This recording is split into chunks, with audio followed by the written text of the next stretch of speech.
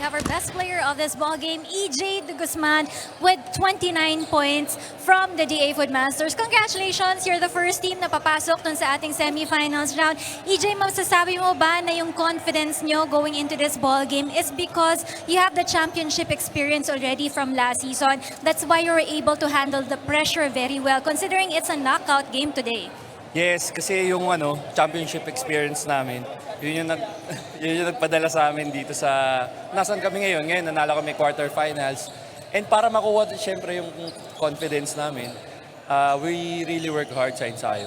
Yun ang sinasabi ni Coach, huwag kayong magkumpiyansa kasi kahit defending champion kayo, lahat sila gusto nila talunin kami. So, we work hard talaga. Can you also commend here the effort coming from the Comelec Vanguards? Maganda rin ang kanilang performance, especially on the second quarter na talagang pinipilit nilang makadikit sa DA Food Masters. Of course, kasi 2 linggo namin silang pinagandaan eh. Talagang match-up, tendencies, kung anong saan sila pupunta, sinong titira sa labas. Lahat yun sinimulate namin ng mga 2 weeks.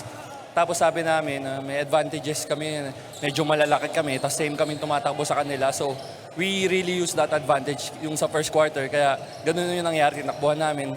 Eventually, nagbunga yung practice namin. Nakapagod. Going into the semis, isang kupunan ng mga katapat nyo doon. Either it's going to be the PNP or the SSS. Personally, kung papipiliin kita, gusto mo ba ang SSS na pinahirapan kayo from last season? Or gusto nyo bang makatagpo sa semis ang PNP, isang bagong kupunan for you guys? Gusto ko yung SSS. Kasi parang maagang rematch nung last season 10. Yan. Kaya sila gusto namin makatapat sa second round, sa semifinals. Alright, yung mga greetings mo dyan, gusto mong pasalamatan sa larong ito. Go ahead, EJ. Una, thank you kay Lord. Salamat sa kanya. Binigyan kami ng strength and protection. And of course, binabati ko po yung daughter ko, si Yela, yung son ko, si Yael. And of course, yung asawa ko, anniversary namin ngayon.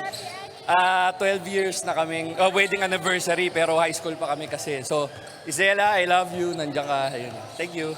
Alright, maraming salamat and happy anniversary to you guys. Thank you so much, your best player of this ball game.